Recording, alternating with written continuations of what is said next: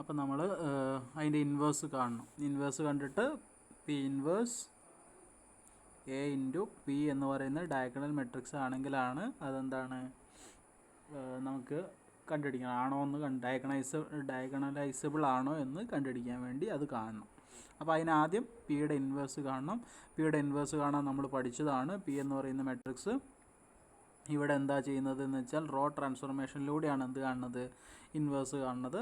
അപ്പം നമ്മൾ എന്ത് ചെയ്യുന്നു, P is equal to I P എന്ന് പറഞ്ഞിട്ടുള്ളത് ചെയ്യുന്നു. എന്നിട്ട് ഇതിലുള്ള ഈ ഐഡൻറ്റിറ്റി മെട്രിക്സ് ആയിട്ട് പീനെ എന്ത് ചെയ്യുന്നു, കൺവേർട്ട് ചെയ്യുന്നു.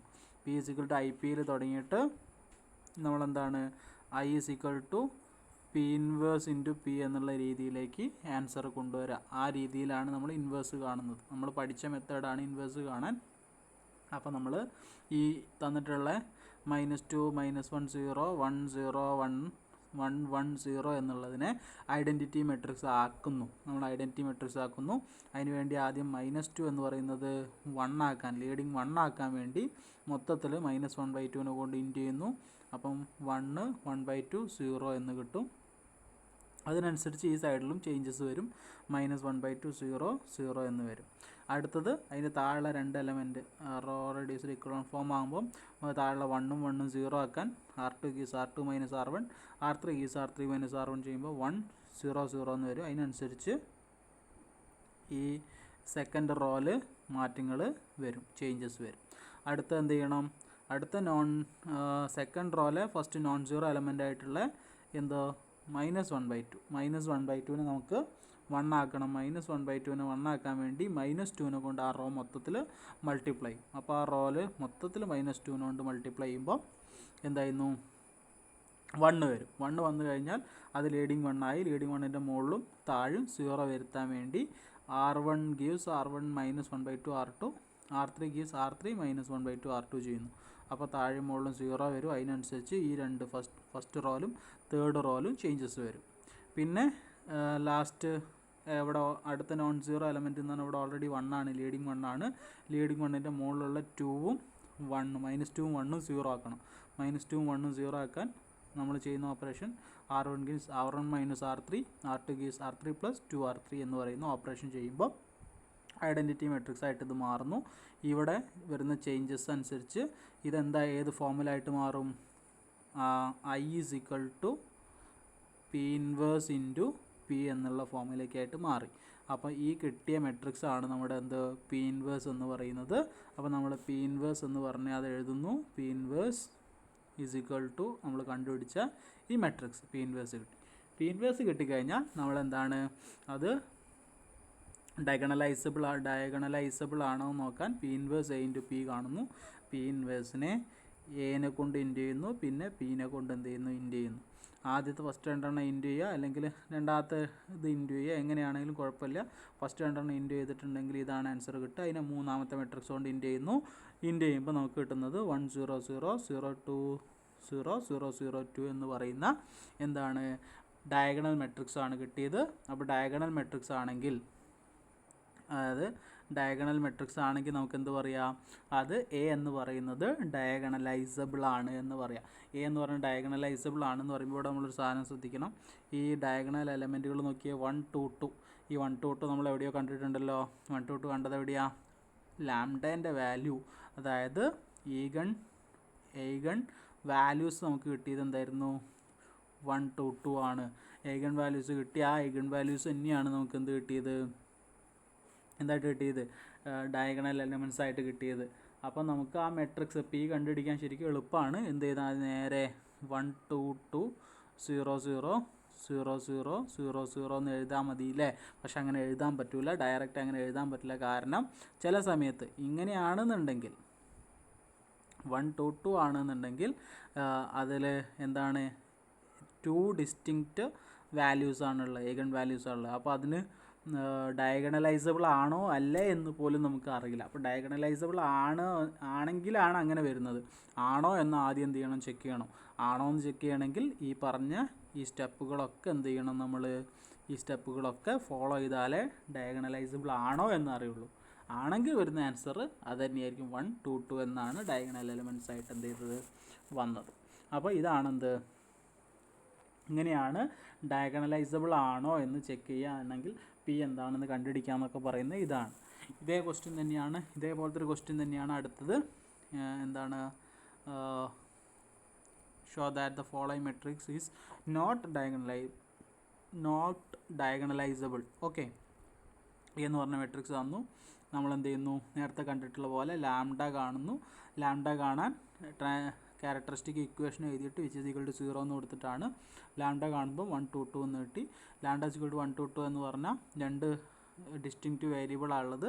രണ്ട് ഡിസ്റ്റിങ്ക്റ്റ് വേരിയബിളിന് കറസ്പോണ്ടിങ് ആയിട്ടുള്ള എന്ത് കണ്ടണം, ഐഗൺ വെക്ടേഴ്സ് നമ്മൾ എന്ത് ചെയ്യണം, കണ്ടുപിടിക്കണം. ഐഗൺ വെക്ടേഴ്സ് കാണുന്നു. ഐഗൺ വെക്ടേഴ്സ് കാണാനൊക്കെ നിങ്ങൾക്ക് അറിയാം. അപ്പം P1ൻ്റെ വാല്യൂ നോക്കുമ്പോൾ ഒരു ഐഗൺ വെക്ടർ കിട്ടി, 1 - 1 8 എന്ന് പറഞ്ഞ് കിട്ടി. ഇനി എന്ത് ചെയ്യുന്നു, രണ്ടാമത്തെ ലാംഡേൻ്റെ വാല്യൂ 2, അതിന് കറസ്പോണ്ടിങ് ആയിട്ടുള്ള ഐഗൺ വെക്ടർ കാണുന്നു. ഐഗൺ വെക്ടർ കാണാനൊക്കെ നമ്മൾ പഠിച്ചതാണ്. അതൊന്നും കൂടി ആ രീതിയിൽ ഐഗൺ വെക്ടർ നമ്മൾ കാണുന്നു. ഐഗൺ വെക്ടർ കാണുമ്പോൾ നമുക്ക് എന്ത് കിട്ടും, 0 0 t എന്ന് കിട്ടി. അതായത് 0 0 t എന്ന് പറഞ്ഞാൽ എന്ന് ടി പുറത്തെടുത്താൽ 0 0 1 എന്ന് കിട്ടി. അതായത് നമുക്ക് രണ്ട് എന്തേ കിട്ടിയിട്ടുള്ളൂ, ഐഗൺ വെക്ടേഴ്സാണ് നമുക്ക് എന്ത് ചെയ്തത് കിട്ടിയിട്ടുള്ളത്. രണ്ട് ഐഗൺ വെക്ടേഴ്സാണ് കിട്ടിയത്. അപ്പോൾ രണ്ട് ഐഗൺ വെക്ടേഴ്സ് ആയതുകൊണ്ട് തന്നെ P1ഉം P2ഉം കൂടി ചേർത്ത് വെച്ചാൽ എന്തല്ല, ഒരു എ എന്ന് പറഞ്ഞാൽ 3/3 മെട്രിക്സാണ്.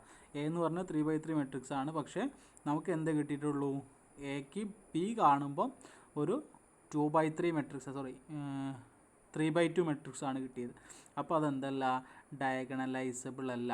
അറ്റ്ലീസ്റ്റ് 3 എന്ത് വേണം, വെക്ടേഴ്സ് ഉണ്ടാവണം. 3 വെക്ടേഴ്സ് ഉണ്ടെങ്കിൽ അതെന്താവുള്ളൂ, ഡയഗണലൈസബിൾ ആവുള്ളൂ. ഇവിടെ 3 എണ്ണമില്ല, ഇവിടെ 2 എന്താ കിട്ടിയിട്ടുള്ളൂ, ഐഗൺ വെക്ടേഴ്സ് കിട്ടിയിട്ടുള്ളൂ. അതുകൊണ്ട് അത് ഡയഗണലൈസബിൾ അല്ല എന്നുള്ളത് ഓർത്ത് വെക്കാം.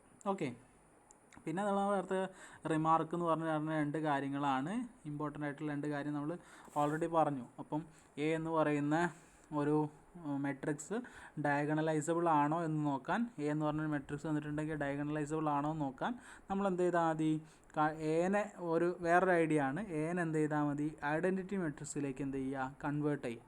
ഇപ്പോൾ എ എന്ന് പറഞ്ഞ ഈ മെട്രിക്സ് നമുക്ക് എന്ത് ചെയ്യാൻ പറ്റുകയാണ്, ഐഡൻറ്റിറ്റി മെട്രിക്സ് ആക്കി മാറ്റാൻ പറ്റുന്നുണ്ടെങ്കിൽ നമുക്കറിയാം എന്ത് നടത്തിയിട്ട് ഇതിനെ നമുക്ക് എലമെൻ്ററി ഓപ്പറേഷൻസ് നടത്തിയിട്ട് ഒരു ഐഡൻറ്റിറ്റി മെട്രിക്സ് എന്ന് പറഞ്ഞാൽ ഇവിടെ 1 ആവും, ഇത് 0 ആവും, ഇത് ഇത് 1 ഡയഗണൽ എലമെൻറ്റ് 1, ബാക്കിയൊക്കെ എന്താ വരിക 0 ആയിട്ട് വന്നിട്ടുണ്ടെങ്കിലാണ് നമ്മൾ ഐഡൻറ്റിറ്റി മെട്രിക്സ് എന്ന് വിളിക്കുക. അതൊരു ഐഡൻറ്റിറ്റി മെട്രിക്സ് ആയിട്ട് മാറ്റാൻ പറ്റുന്നുണ്ടെങ്കിൽ നമുക്ക് ഡയറക്റ്റ് ആയിട്ട് എന്ത് പറയാം, it is convertible then A is diagonalisable എന്ന് പറയും. അതായത് ഇപ്പോൾ ഒരു ജസ്റ്റ് നിങ്ങളോട് ഡയഗണലൈസബിൾ ആണോ അല്ലെന്ന് മാത്രമേ ചോദിച്ചിട്ടുള്ളൂ എങ്കിൽ നമുക്ക് ഏറ്റവും എളുപ്പ വഴി എന്താണ്, അതിന് ഐഡൻറ്റിറ്റി മെട്രിക്സ് ആയിട്ട് കൺവേർട്ട് ചെയ്യാൻ പറ്റുന്നുണ്ടോ നോക്കുക. കൺവേർട്ടബിൾ ആണെങ്കിൽ അതെന്താണ്, ഡയഗണലൈസബിൾ ആണ്. കൺവേർട്ടബിൾ അല്ല എന്നുണ്ടെങ്കിൽ അത് നോൺ ഡയഗണലൈസബിൾ ആണ്. ഓക്കെ, അതിന് ഐഡൻറ്റിറ്റി മെട്രിക്സ് ആയിട്ട് നമുക്ക് കൺവേർട്ട് ചെയ്യാൻ പറ്റുമെങ്കിൽ ഡയഗണലൈസബിളോ, അതിനെ പറ്റില്ല എന്നുണ്ടെങ്കിൽ അത് നോൺ ഡയഗണലൈസബിളോ ആണ് എന്ന് മനസ്സിലാക്കാം. പിന്നെ ഇതിൽ രണ്ടാമത്തെ റിമാർക്ക് നോക്കിയേ, if the eigen numbers are distinct the given matrix is diagonalisable. അതായത് ഇപ്പം 3/3 മെട്രിക്സ് ആണ് എ എന്നുണ്ടെങ്കിൽ അതിന് 3 ഡിസ്റ്റിങ്ക്റ്റ് ആയിട്ടുള്ള ഐഗൺ വാല്യൂസ് ഉണ്ടെങ്കിൽ, അതിന് 3 ഡിസ്റ്റിങ്ക്റ്റ് ആയിട്ടുള്ള ഐഗൺ വാല്യൂസ് അല്ലെങ്കിൽ ഐഗൺ നമ്പേഴ്സ് ഉണ്ടെങ്കിൽ അതിനെന്ത് പറയാം, ഡയഗണലൈസബിൾ എന്ന് പറയാം.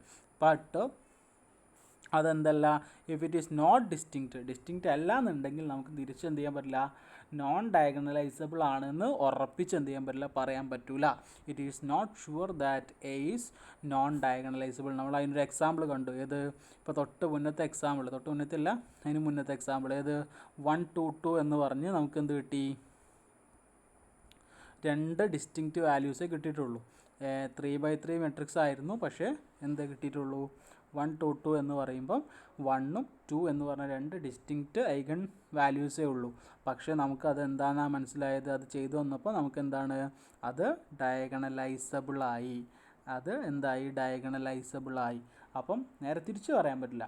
2 n/n മെട്രിക്സിൽ n ഡിസ്റ്റിങ്ക്റ്റ് എയ്ഗൺ വാല്യൂസ് ഉണ്ടെങ്കിൽ അത് ഡയഗണലൈസബിൾ ആണ് നമുക്ക് പറയാം. ഇനി നേരെ തിരിച്ച് ഇല്ല എന്നുണ്ടെങ്കിൽ നോൺ ഡയഗണൈസബിൾ ആണ് എന്ന് നമുക്ക് ഉറപ്പിച്ച് എന്ത് ചെയ്യാൻ പറ്റില്ല, പറയാൻ പറ്റില്ല. അപ്പം ആ ഐഡിയാസ് എന്തിനു യൂസ് ചെയ്യാൻ പറ്റുള്ളൂ, ചുമ്മാ ഡയഗണലൈസബിൾ ആണോ അല്ലേ എന്ന് ചോദിക്കുമ്പോൾ മാത്രമേ നമുക്ക് ആ രണ്ട് ഐഡിയാസ് എന്ത് ചെയ്യാൻ പറ്റുള്ളൂ, യൂസ് ചെയ്യാൻ വേണ്ടി പറ്റുള്ളൂ. ഓക്കെ, ഇനി അടുത്തത് നമ്മൾ ഡിസ്കസ് ചെയ്യാൻ പോകുന്നത് higher powers of A matrix. ഒരു മെട്രിക്സിൻ്റെ ഹയർ പവേഴ്സിനെ കുറിച്ചാണ് നമ്മൾ ഡിസ്കസ് ചെയ്യാൻ, അതായത് പവർ 2, 3, 4, 5 എന്നൊക്കെ വരില്ലേ, അങ്ങനെ വരുന്ന ഹയർ പവേഴ്സിനെ കുറിച്ചാണ് നമ്മൾ ഡിസ്കസ് ചെയ്യാൻ പോകുന്നത്. അപ്പോൾ നോക്കാം, അതിൻ്റെ ഒരു തിയറം പറയുന്നുണ്ട്. If K is A positive integer, lambda is N eigen value of a and x is corresponding eigen vector, then lambda raised to k is an eigen value of a raised to k and x is a corresponding eigen vector. അതായത് lambda എന്ന് പറയുന്നത് എയുടെ eigen value ആണ്. Lambda എന്ന് പറയുന്നത് എയുടെ eigen value ആണെങ്കിൽ lambda raise to k എന്ന് പറയുന്നത് എ റേസ് ടു കെൻ്റെ എന്തായിരിക്കും, ഐഗൺ വാല്യൂ ആയിരിക്കും. ലാംഡ എന്ന് പറയുന്നത് എയുടെ ഐഗൺ വാല്യൂ ആണെങ്കിൽ ലാംഡ റേസ് ടു കെ എന്ന് പറയുന്നത് എ റേസ് ടു കെയുടെ എന്തായിരിക്കും, ഐഗൺ വാല്യൂ ആയിരിക്കും. അതെങ്ങനെയാണ് പ്രൂവ് ചെയ്യണമെന്ന് നോക്കിയേ. നമുക്കറിയാം ലാംഡ എന്ന് പറയുന്ന eigen value of matrix A ആണ്, എക്സ് എന്ന് പറഞ്ഞാൽ കറസ്പോണ്ടിങ് ഐഗൺ വെക്ടർ ആണ് എങ്കിൽ A x is equal to lambda x ആണ്. അതിൻ്റെ ഐഗൺ വെക്ടറിൻ്റെ ഡെഫിനിഷനിൽ നമ്മൾ പഠിച്ചിട്ടുണ്ട് A x is equal to lambda x. Okay, A x is equal to lambda x ആണെങ്കിൽ നമ്മൾ എന്ത് ചെയ്യുന്നു, രണ്ട് സൈഡിലും എനെ കൊണ്ട് ഇൻറ്റു ചെയ്യുന്നു അല്ലേ. അപ്പം എനെ കൊണ്ട് ഇൻറ്റു ചെയ്ത് എ സ്ക്വയർ എക്സ്, അഥവാ എ സ്ക്വയർ എക്സ് എന്ന് പറഞ്ഞാൽ എന്താണ്, ഇൻറ്റു ചെയ്യേണ്ട, തൽക്കാലം അവിടെ നിൽക്കട്ടെ. A x is equal to lambda x, നമ്മൾ എ സ്ക്വയർ എക്സ് കാണുന്നു. എ സ്ക്വയർ എക്സ് എന്ന് പറഞ്ഞാൽ എന്താ, എ ഇൻറ്റു എ എക്സ് ആണ് അല്ലേ, എ ഇൻറ്റു എ എക്സ്. അപ്പോൾ എ ഇൻറ്റു എ എക്സ് എന്ന് പറഞ്ഞാൽ ലാംഡ എക്സ് ആണ്, തൊട്ട് മുകളിൽ എന്ത് ചെയ്തിട്ട് തന്നിട്ടുണ്ട്. അപ്പോൾ എ എക്സിന് വരെ ലാംഡ എക്സ് സബ്സ്റ്റിറ്റ്യൂട്ട് ചെയ്യുന്നു. അപ്പോൾ എ ഇൻറ്റു ലാംഡ എക്സ്, ലാംഡാനെ പുറത്തെടുക്കുന്നു, ലാംഡ ഇൻറ്റു എ എക്സ്. അപ്പം ലാംഡ ഇൻറ്റു എ എക്സ് എന്ന് പറഞ്ഞാൽ വീണ്ടും നമുക്കറിയാം ലാംഡ എക്സ് ആണെന്ന്. അപ്പോൾ ലാംഡ എക്സ് കൊടുക്കുന്നു. അപ്പോൾ lambda into lambda x, lambda square x. അതായത് A square x is equal to എന്ത് കിട്ടി, ലാംഡ സ്ക്വയർ എക്സ് എന്ന് നമുക്ക് കിട്ടി. A x is equal to lambda x ആണെങ്കിൽ x square x is equal to lambda square x ആണ് എന്ന് കിട്ടി. ഇനി നമ്മളിത് suppose that A raise to k x അല്ലേ, A raise to k x ആണ്, lambda raise to k x ആണ് നമ്മൾ എന്ത് ചെയ്യുന്നു, അസംഷൻ ചെയ്യുന്നു. ഇനി lambda A raise to k plus 1 x ആണെന്നുള്ളത് പ്രൂവും കൂടി ചെയ്താൽ മതി, നമ്മുടെ തിയറായി. അപ്പം A raise to k x is equal to lambda raise to k x എന്നാണ് നമ്മൾ എന്ത് ചെയ്ത് അസ്യൂം ചെയ്തത്. ഇനി A raise to k plus 1 x, A raise to k plus 1 x എന്ന് പറഞ്ഞാൽ അതിന് നമുക്ക് എങ്ങനെ മാറ്റി എഴുതാം, A into A raise to k x എന്ന് എഴുതാം. A raise to k plus 1 x എന്ന് പറഞ്ഞാൽ A into A raise to k x എന്ന് എഴുതാം. A raise to k into x, A raise to k into x എന്താണെന്ന് തൊട്ട് മുകളിൽ തന്നിട്ടുണ്ട്, lambda raise to k into x. അപ്പോൾ A raise to k into എക്സിന് പകരം lambda raise to k into x എന്ന് സബ്സ്റ്റിറ്റ്യൂട്ട് ചെയ്യുന്നു. ലാംഡ റൈസ് ടു കെനെ പുറത്തെടുക്കുന്നു, lambda raise to k into A raise to X. Lambda raise to k into A raise to A x എന്താണെന്ന് നമുക്കറിയാം, A x എന്ന് പറഞ്ഞാൽ എന്താ, lambda എക്സിന് ഈക്വലാണ്. അപ്പം lambda raise to k into lambda x എന്ന് പറഞ്ഞാൽ lambda raise to k into lambda എന്ന് പറയുന്നത് lambda raise to k plus 1 ആണ്, അതിൻ്റെ കൂടെ ഒരു ഇൻറ്റു എക്സും കൂടി വരുന്നു. അപ്പോൾ മാത്തമാറ്റിക്കൽ ഇൻഡക്ഷൻ പ്രകാരം A raise to k into x is equal to lambda raise to k into x എന്ന് നമുക്ക് കിട്ടി. A raise to k into x is equal to lambda raise to k into x എന്ന് പറഞ്ഞാൽ അതിൻ്റെ അർത്ഥം എന്താ, lambda raise to k ആണ് A raise to കെയുടെ എന്ത് ഐഗൺ വാല്യൂ എന്ന് പറയുന്നത്. ഓക്കെ, അതിൻ്റെ ഐഗൺ വെക്ടർ ആയിരിക്കും എന്ത്, എക്സ് എന്ന് പറയുന്നത്. അപ്പോൾ നമ്മുടെ തിയറം എന്ത് ചെയ്തു, നമ്മൾ പ്രൂവ് ചെയ്തു. അതിൻ്റെ ഒരു എക്സാമ്പിൾ നോക്കിക്കേ. ഇപ്പോൾ എ എന്ന് പറയുന്ന ഒരു 3x3 മെട്രിക്സ് നമ്മൾ ചെയ്തിട്ടുള്ളൊരു മെട്രിക്സ് ആണ്. അത് നമ്മൾ ചെയ്തിട്ടുള്ള എന്തുണ്ട്, അതിൻ്റെ ലാംഡേൻ്റെ വാല്യൂസ് 1ഉം 2 ആണ്. അപ്പോൾ എക്ക് കറസ്പോണ്ടിങ് ആയിട്ടുള്ള ഐഗൺ വാല്യൂസ് ആണ് ലാംഡ ഇസ് ഈക്വൽ ടു 1ഉം ലാംഡ ഇസ് ഈക്വൽ ടു 2 ആണ്. അങ്ങനെയാണെങ്കിൽ A raise to 7, A raise to 7ൻ്റെ ഐഗൺ വാല്യൂസ് എന്തായിരിക്കും, 1 റൈസ് ടു 7ഉം 2 റൈസ് ടു 7ഉം ആയിരിക്കും അല്ലേ.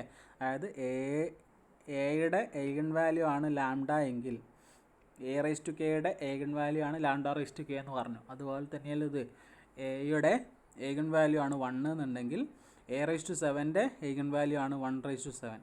അതുപോലെ എയുടെ ഐഗൺ വാല്യൂ ആണ് 2 എന്നുണ്ടെങ്കിൽ എ റൈസ് ടു 7ൻ്റെ ഐഗൺ വാല്യൂ ആണ് എന്ത്, 2 റൈസ് ടു 7. അപ്പം അതിൻ്റെ രണ്ട് ഐഗൺ വാല്യൂസ് കിട്ടി, 1ഉം 128 ആയിരിക്കും എന്ത് ഏഗൻ വാല്യൂസ് എന്ന് പറയുന്നത്. നമ്മൾ അതിൽ തന്നെ P1ഉം P2ഉം കണ്ടുപിടിച്ചിരുന്നു ആ പ്രോബ്ലത്തിൽ. അപ്പോൾ ഏഗൻ വാല്യൂസ് 1നും ഏഗൻ വാല്യൂസ് 2നും കറസ്പോണ്ടിങ് ആയിട്ടുള്ള P1ഉം P2ഉം നമ്മൾ എന്ത് ചെയ്തിട്ടുണ്ട്, അതിൽ കണ്ടുപിടിച്ചിട്ടുണ്ട്. അപ്പോൾ അതിൻ്റെ ഏഗൻ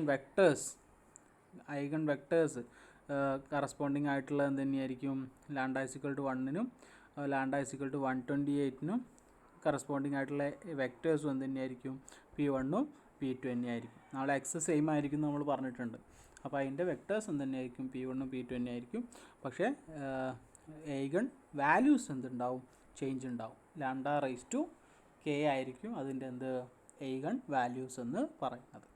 ഓക്കെ, അങ്ങനെയാണെങ്കിൽ നമുക്ക് പവർ, ഒരു മെട്രിക്സിൻ്റെ പവർ ഈ ഐഡിയ ഉപയോഗിച്ച് എന്ത് ചെയ്യാൻ പറ്റും, കാണാൻ പറ്റും. അതെങ്ങനെയാണെന്ന് നോക്കാം. ക്വസ്റ്റ്യൻ ഇതാണ്. ഫൈൻഡ് A⁻13 എന്ന് തന്നിട്ടുണ്ട്. നമുക്ക് A⁻13 കാണണം അല്ലേ. എന്ന് തന്നിട്ടുണ്ട്, A⁻13 കാണണം. നമുക്കറിയാം ഈ പ്രോബ്ലം നമ്മളിത് ഡിസ്കസ് ചെയ്ത പ്രോബ്ലമാണ് 0 0 -2 1 2 1 1 0 3. ഇത് നമ്മൾ ഡിസ്കസ് ചെയ്ത പ്രോബ്ലമാണ്. ആ പ്രോബ്ലത്തിൽ നമ്മൾ P കണ്ടുപിടിച്ചിട്ടുണ്ട്, അതുപോലെ P ഇൻവേഴ്സ് കണ്ടുപിടിച്ചിട്ടുണ്ട്, A നോട് ഇൻറ്റു ചെയ്തിട്ടുമുണ്ട്.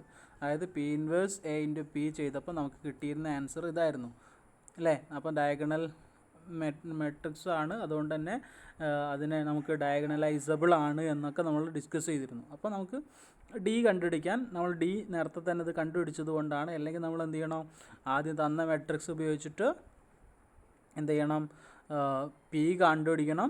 P കണ്ടുപിടിച്ചിട്ട് അതിൻ്റെ P ഇൻവേഴ്സ് കാണണം. പിന്നെ P ഇൻവേഴ്സിന് Aനെ കൊണ്ട് Pനെ കൊണ്ട് എന്ത് ചെയ്യണം, ഇൻറ്റു ചെയ്യണം. ഓക്കെ, അങ്ങനെ ഇൻറ്റു ചെയ്ത് നമുക്ക് എന്ത് കിട്ടും, ആ ഡയഗണൽ മെട്രിക്സ് കിട്ടിക്കഴിഞ്ഞാൽ നമുക്ക് P കിട്ടി, അതുപോലെ P ഇൻവേഴ്സും കിട്ടി അല്ലേ. Pയും കിട്ടി, P ഇൻവേഴ്സും കിട്ടി. നമുക്ക് A⁻13 ആണ് കിട്ടേണ്ടത്. A⁻13 എന്ന് പറയുമ്പോൾ നമ്മൾ എന്ത് ചെയ്യണം, A⁻13 = P × D⁻13 × P inverse. P × D⁻13 × P inverse ചെയ്താൽ മതി. ഇപ്പോൾ നമുക്ക് A⁻100 ആണ് കിട്ടണമെന്നുണ്ടെങ്കിൽ എന്ത് ചെയ്താൽ മതി, P × D⁻100 × P inverse. A⁻k ആണ് കിട്ടേണ്ടതെന്നുണ്ടെങ്കിൽ P × D⁻k × P ഇൻവേഴ്സ് എന്ത് ചെയ്താൽ മതി. അത് ചെയ്താൽ ആൻസർ കിട്ടിക്കോളും.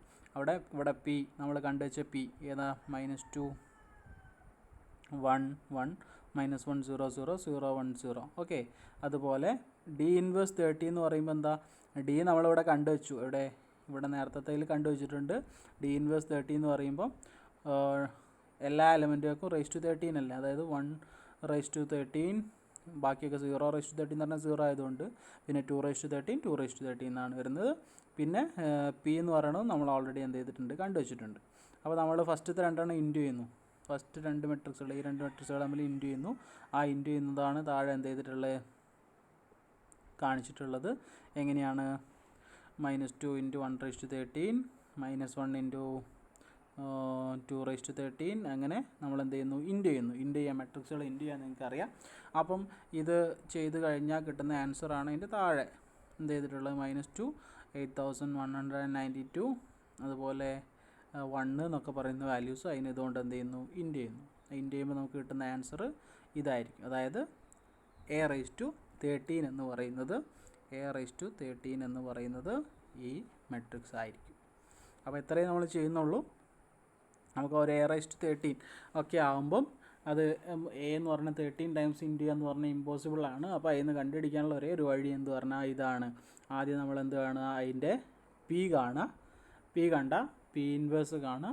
പിന്നെ P ഇൻവേഴ്സ് × A × P, അതായത് ആ ഡയഗണൽ മെട്രിക്സ് കണ്ടുപിടിക്കുക.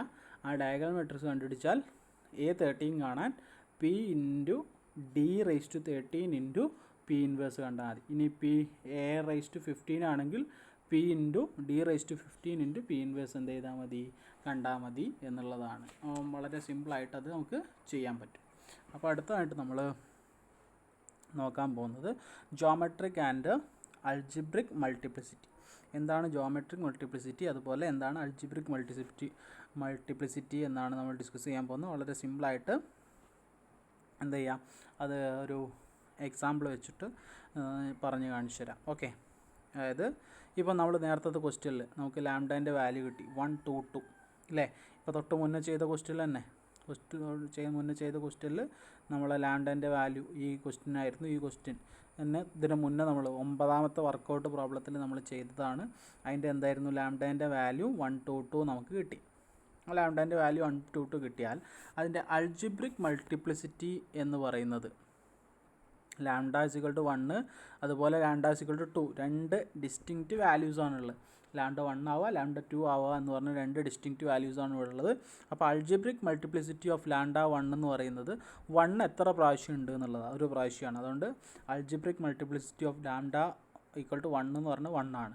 അതുപോലെ algebraic multiplicity of lambda is equal to 2 എന്ന് പറഞ്ഞാൽ 2 എത്ര പ്രാവശ്യമുണ്ട്? 2 രണ്ട് പ്രാവശ്യമുണ്ട്. അതുകൊണ്ട് algebraic multiplicity of lambda is equal to 2 എന്ന് പറഞ്ഞാൽ അതെന്താണ്? 2 ആണ്. ഓക്കെ, അങ്ങനെയാണെങ്കിൽ dimension of eigen space corresponding to lambda is equal to 1, lambda is equal to 1ൻ്റെ ഏഗൺ സ്പേസിൻ്റെ ഡയമെൻഷൻ, ഏഗൺ സ്പേസിൻ്റെ ഡയമെൻഷൻ എന്ന് പറഞ്ഞാൽ ഏഗൺ സ്പേസിൽ എത്ര എലിമെൻ്റ് ആയിരുന്നു? ഒരൊറ്റ വെക്ടർ ആയിരുന്നു ഉണ്ടായിരുന്നത്. അതുകൊണ്ട് അത് 1 ആണ്. ഏഗൺ സ്പേസിൻ്റെ ഡയമെൻഷൻ എന്ന് പറയുന്നത് 1 ആയിരുന്നു. അതുകൊണ്ട് തന്നെ ജോമെട്രിക് മൾട്ടിപ്ലിസിറ്റി എന്ന് പറഞ്ഞാൽ എന്താണ്? എത്രയാണ്? 1 ആണ്. Geometrical multiplicity of lambda is equal to 1 എന്ന് പറയുന്നത് എത്രയാണ്? 1 ആണ്. ഇനി അതേപോലെ തന്നെയാണ് എന്ത്? Dimension of eigen space corresponding to lambda is equal to 2, lambda is equal to 2 ആകുമ്പോൾ അതിന് രണ്ട് ഏഗൺ വെക്ടേഴ്സ് കിട്ടിയിരുന്നു. P1 എന്ന് പറഞ്ഞിട്ടൊരു വെക്ടർ കിട്ടിയിരുന്നു, അതുപോലെ P2 എന്ന് പറഞ്ഞിട്ടൊരു വെക്ടർ കിട്ടിയിരുന്നു. നമ്മൾ ആ രണ്ടും കൂടി ചേർത്തിട്ടാണ്, മൂന്നും കൂടി ചേർത്തിട്ട് ലാംഡ ഇസിക്വൽ ടു 1 ആകുമ്പോൾ ഒറ്റൊന്നേ ഉള്ളായിരുന്നു, P1 എന്ന് പറഞ്ഞൊരു വെക്ടർ. ലാംഡ ഇസിക്വൽ ടു 2 ആകുമ്പോൾ അതിന് രണ്ട് വെക്ടറുകൾ കിട്ടി, P1 P2 പറഞ്ഞ രണ്ട് വെക്ടറുകൾ കിട്ടിയിരുന്നു. അപ്പോൾ അതിൻ്റെ ഡയമെൻഷൻ എന്ന് പറയുന്നത് എത്രയാണ്? ലാംഡ ഇസിക്വൽ ടു 2 ആകുമ്പോൾ അതിൽ രണ്ട് വെക്ടർ ആയതുകൊണ്ട് അതിൻ്റെ ഡയമെൻഷൻ എത്രയാണ്? 2 ആണ്. അതുകൊണ്ട് അതിൻ്റെ geometric multiplicity of lambda is equal to 2 എന്ന് പറയുന്നത് എത്രയാണ്? 2 ആണ്. Geometric multiplicity of lambda is equal to 2 എന്ന് പറയുന്നത് എത്രയാണ്? 2 ആണ്. അപ്പോൾ ഇതിനെയാണ് എന്ത്? അൾജിബ്രിക് മൾട്ടിപ്ലിസിറ്റി അതുപോലെ ജോമെട്രിക് മൾട്ടിപ്ലിസിറ്റി എന്ന് പറയുന്നത്. കൃത്യമായ ഡെഫിനിഷൻ ഇവിടെ എന്ത് ചെയ്തിട്ടുണ്ട്? കൊടുത്തിട്ടുണ്ട്. ഞാനൊരു എക്സാമ്പിൾ വെച്ച് വളരെ സിമ്പിളായിട്ട് അതെന്തെന്ന് പറഞ്ഞെന്നുള്ളൂ. ജോമെട്രിക് മൾട്ടിപ്ലിസിറ്റിയും അൾജിബ്രിക് മൾട്ടിപ്ലിസിറ്റി. അതിൻ്റെ ഡെഫിനിഷൻ അറിഞ്ഞില്ലെങ്കിൽ ആ എക്സാമ്പിൾ ഓർത്ത് വെച്ച് എളുപ്പത്തിൽ എന്ത് ചെയ്യും? മനസ്സിലാവും. ഇനി അതിലൊരു തിയറം ഉണ്ട്. If A is a square matrix, then for every eigenvalue of A, the geometric multiplicity is less than or equal to algebraic multiplicity. ഏതൊരു സ്ക്വയർ മെട്രിക്സ് എ ആയിക്കോട്ടെ, മെട്രിക്സ് ഏതൊരു എ എന്ന് പറയുന്ന സ്ക്വയർ മെട്രിക്സ് ആയിക്കോട്ടെ, അതിൻ്റെ geometric multiplicity എന്ന് പറയുന്നത് less than or equal to algebraic multiplicity. ഇപ്പോൾ ഈ എക്സാമ്പിൾ തന്നെ നോക്കിയേ, geometric multiplicity of lambda is equal to 1 എന്ന് പറയുന്നത് 1 ആണ് അല്ലേ? അതുപോലെ algebraic multiplicity geometric multiplicity of lambda is equal to 1 എന്ന് പറയുന്നത് 1 ആണ്. അതുപോലെ geometric multiplicity of lambda is equal to 2 എന്ന് പറഞ്ഞാൽ എത്രയാണ്? 2 ആണ്.